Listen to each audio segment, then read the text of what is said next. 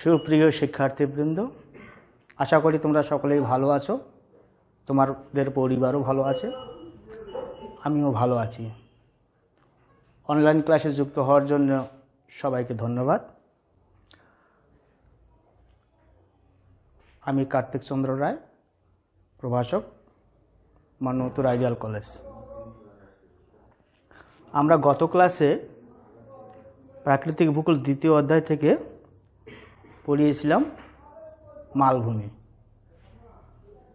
আজকে আমি তোমাদের পড়াবো সমভূমি। আজকে আমাদের যেটা আলোচনা হবে সেটা হচ্ছে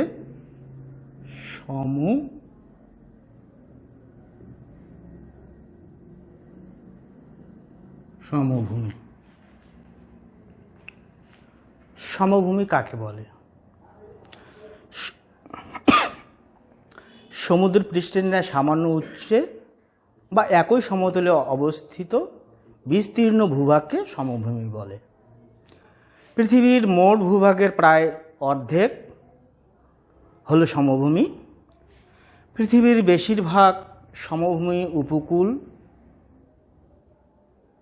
নদী অববাহিকায় অবস্থিত। এশিয়া, ইউরোপ ও উত্তর আমেরিকায় সমভূমির পরিমাণ সবচেয়ে বেশি। তোমরা যদি পৃথিবীর মানচিত্রটা দেখো, সেখানে দেখতে পাবে যে পৃথিবীর মধ্যে সমভূমির পরিমাণ যেখানে, সেটি হলো এশিয়া, ইউরোপ ও উত্তর আমেরিকায়। এই সমভূমির পরিমাণটা সবচেয়ে বেশি। পৃথিবীর বৃহত্তম সমভূমি ইউরেশিয়ার উত্তরাংশ জুড়ে অবস্থিত। একে ইউরেশিয়া সমভূমি বলে। তো সমভূমির সৃষ্টির কারণ কি? কারণে সমভূমি সৃষ্টি হয়? একটি হচ্ছে সঞ্চয় ক্রিয়া। সঞ্চয় ক্রিয়ার ফলে সমভূমি সৃষ্টি হয়। দ্বিতীয় কারণ হচ্ছে ক্ষয় ক্রিয়া।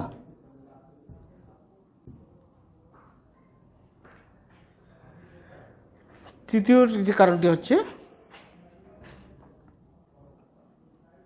ভূ আলোড়ন। এই তিনটি প্রক্রিয়ায় সমভূমি সৃষ্টি হয়। সঞ্চয় ক্রিয়া, এটি কি? কোনো নিচু অঞ্চলে নদীর মাধ্যমে পলি, অগ্ন্যুৎপাতের ফলে লাভা এবং বায়ুর মাধ্যমে লোয়েস, হিমবাহের মাধ্যমে গ্রাবরেখা ইত্যাদি সঞ্চিত হয়ে সমভূমির সৃষ্টি হয়। ক্ষয় ক্রিয়া, এই ক্রিয়ার ফলে নদী, সমুদ্র, হিমবাহ ইত্যাদি উঁচু ভূমিকে ক্ষয় করে এর পাদদেশে সমভূমির সৃষ্টি করে। সমপ্রায় সমভূমি, যে ক্ষয়কার্যের ফলে যে সমভূমিগুলো আমরা পাবো সেগুলো হচ্ছে ক্ষয় প্রায় সমভূমি, তরঙ্গ কর্তৃত্ব সমভূমি, বায়ু সৃষ্ট সমভূমি ইত্যাদি। এরপরে ভূ আলোড়ন সমভূমি। এটি কি? ভূ আলোড়নের ফলে ভূত্বকের কোনো অংশ উঁচু বা নিচু হয়ে সমভূমি সৃষ্টি করে। যেমন ভারতের পূর্ব উপকূলীয় সমভূমি এভাবেই সৃষ্টি হয়েছে। তো সমভূমির সৃষ্টির প্রকৃতি অনুযায়ী সমভূমিকে আবার তিনটি ভাগে ভাগ করা হয়। সেগুলো হচ্ছে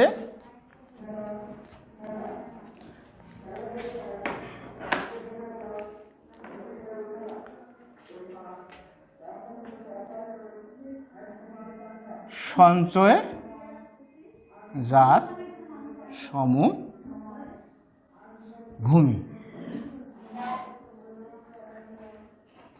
আমরা ক যদি ধরি, একটি হচ্ছে সঞ্চয়জাত সমভূমি। এই সঞ্চয়জাত সমভূমিকে আবার কয়েকটি ভাগে ভাগ করা হয়েছে।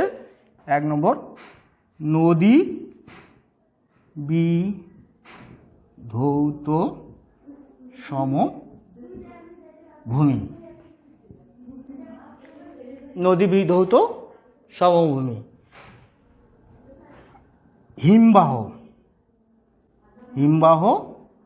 সমভূমি।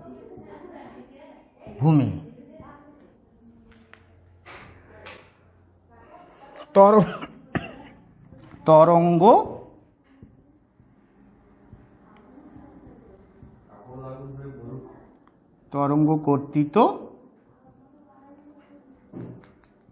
সমভূমি।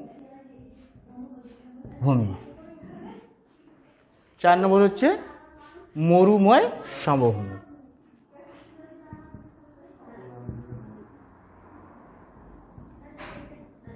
মরুময় সমভূমি। এই সঞ্চয়জাত সমভূমি এটাকে আবার 4টি ভাগে ভাগ করা হয়েছে। নদী বিধৌত সমভূমি, হিমবাহ সমভূমি, তরঙ্গ কর্তৃত সমভূমি এবং মরুময় সমভূমি। নদী বিধৌত সমভূমি অর্থাৎ নদীর ক্ষয়কার্যের ফলে কোনো সমভূমি ক্ষয়প্রাপ্ত হয়ে, নদী ক্ষয়কার্যের ফলে কোনো উচ্চভূমি ক্ষয়প্রাপ্ত হয়ে সমভূমিতে পরিণত হলে তাকে নদী বিধৌত সমভূমি বলে। সাধারণত নদী ক্ষয়কার্যের মাধ্যমে এই সমভূমি সৃষ্টি হয়। উঁচু পর্বত বা মালভূমি নদী ক্ষয়কার্যের ফলে ক্রমশ নিচু হয়ে থাকে। নদীর প্রাথমিক এবং মধ্যগতিতে এই সমভূমির পরিমাণ খুব একটা দেখা যায় না, তবে এর শেষের দিকে নদীর যে পরিণত অবস্থায় এই সমভূমির পরিমাণ বেশি দেখা যায়। এরপরে হিমবাহ সমভূমি। হিমবাহ প্রবাহের ফলে কী হয়, এই কঠিন শিলা এবং কোমল শিলা এই হিমবাহের সাথে নিচের দিকে পতিত হয়, ফলে এর নিচের দিকে সমভূমি সৃষ্টি করে। এরূপ সমভূমিকে হিমবাহ সমভূমি বলে। এ জাতীয় সুবিস্তৃত সমভূমি উত্তর পশ্চিম ইউরোপ এবং উত্তর আমেরিকার উত্তরাংশে দেখা যায়। এরপরে তরঙ্গ কর্তৃত সমভূমি। এটি হচ্ছে সমুদ্র উপকূলে সমুদ্রের জলরাশির আঘাতে উপকূল ভাগে এক প্রকার সমভূমি সৃষ্টি করে। একে আমরা তরঙ্গ কর্তৃত সমভূমি বলে। মরুময় সমভূমি। এই মরুময় সমভূমি আমরা আর্দ্র অঞ্চলে তেমন একটা দেখতে পাবো না, তবে এটি শুষ্ক মরু অঞ্চলে এর প্রভাব দেখতে পাব। মরু অঞ্চলে বায়ুর ক্ষয়কার্যের ফলে নিম্নভূমি গঠিত হলে তাকে মরুময় সমভূমি বলা হয়। প্রবল বায়ু প্রবাহ মরু অঞ্চলের প্রধান বৈশিষ্ট্য, তাই বায়ু প্রবাহের দ্বারা মরুময় অঞ্চলে বহু পরিমাণ বালুকা, ধূলিকণা অপসারিত হয়ে সমভূমির সৃষ্টি হয়। আমরা যদি দেখি আলজেরিয়া, লিবিয়া ও মিশরে এ ধরনের সমভূমি দেখতে পাব। এরপরে চলে আসো ক্ষয়জাত সমভূমি। ক্ষয়জাত সমভূমি। ক্ষয়জাত সমভূমি।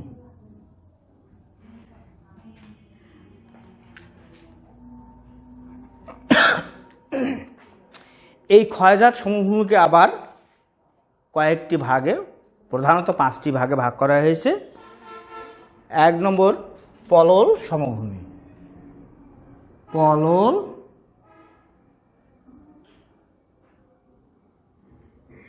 সমভূমি, পলল সমভূমি অর্থাৎ পলি সঞ্চিত হয় যে সমভূমি সৃষ্টি হয় তাকে পলল সমভূমি বলে। এই পলল সমভূমিকে আবার কয়েকটি ভাগে ভাগ করা হয়েছে। একটা হচ্ছে পাদদেশীয় সমভূমি। এটা যদি দেখি আমরা, পাদদেশীয়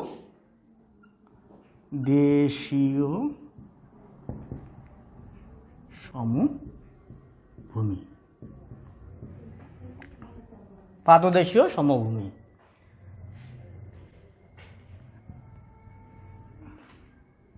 প্লাবন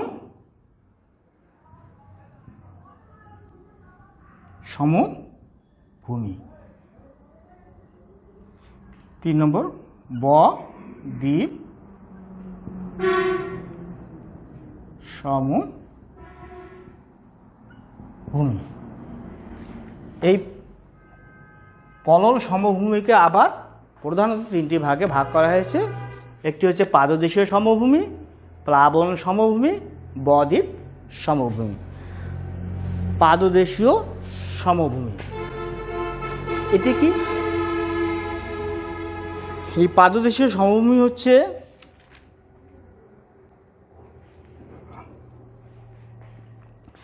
অনেক সময় পাহাড়ি অঞ্চল হতে নদী প্রবাহিত হওয়ার সময় এই পর্বতের পাদদেশে সমভূমি সৃষ্টি করে।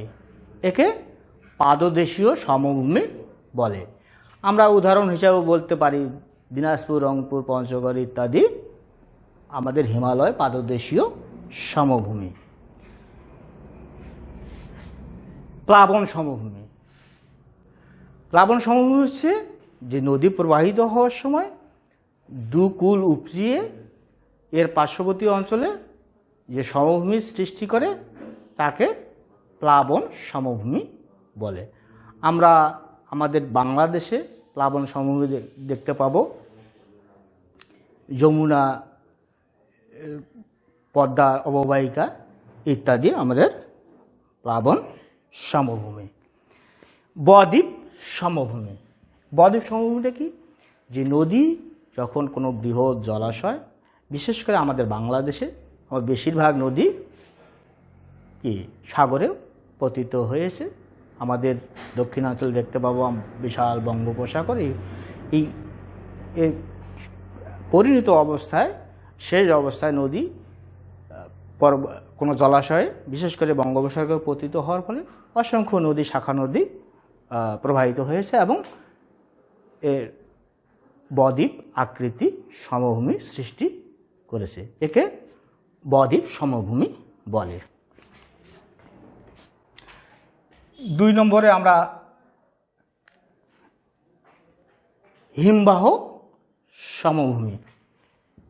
হিমবাহ সমভূমি।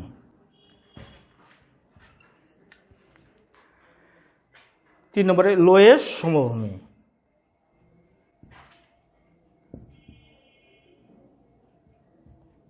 সমভূমি।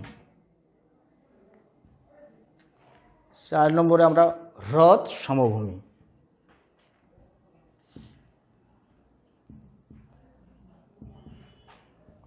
এই 5 নম্বর লাভা সমভূমি।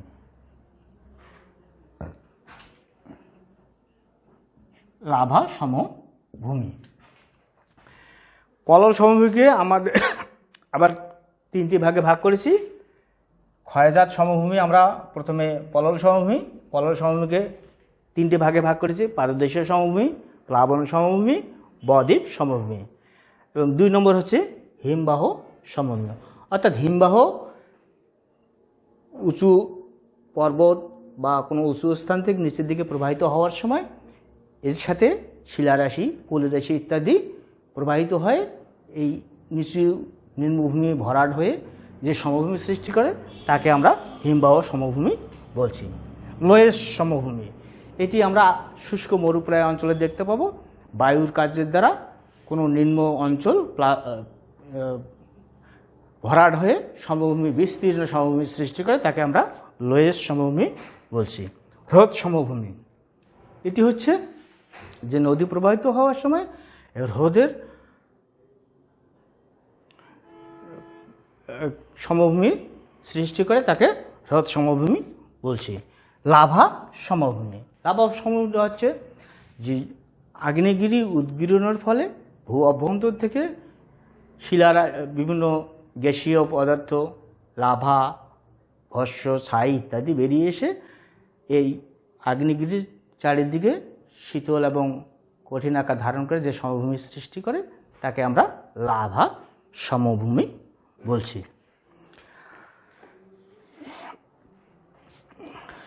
এরপরে আমরা ভূ আলোড়ন জড়িত সমভূমি, 3 নম্বরে আমরা ভূ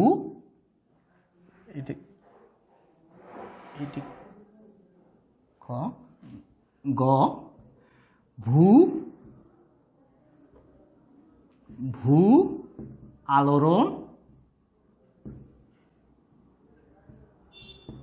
জনিত সমভূমি। এই ভূ আলোড়ন জনিত সমভূমি হচ্ছে ভূ আন্দোলনের ফলে ভূত্বকের কোনো অংশ উপরে উৎক্ষিপ্ত হয় অথবা কোনো অংশ নিচে নিমজ্জিত হয়ে যে সমভূমি সৃষ্টি করে, তাকে ভূ আলোড়ন জনিত সমভূমি বলে। প্রিয় শিক্ষার্থী, আমরা সমভূমি সম্পর্কে জানলাম, সমভূমি কিভাবে সৃষ্টি হয় এবং সৃষ্টির ফলে কত প্রকার সমভূমি আমরা পেয়েছি তা উল্লেখ করেছি। প্রধানত 3 প্রকার সমভূমি পেয়েছি।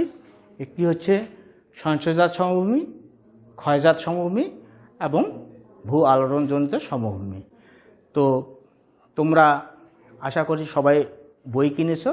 তোমরা এই অধ্যায়টি, আজকে যে সমভূমি সম্পর্কে আলোচনা করলাম, এটি তোমরা বইতে দেখবে এবং আমার কথাগুলো, এই ধারণা নিয়ে তোমরা বইটি আনন্দের সাথে পড়ে চেষ্টা করে মনে রাখার চেষ্টা করবে। সবাইকে ধন্যবাদ। এর পরের ক্লাসে আবার দেখা হবে।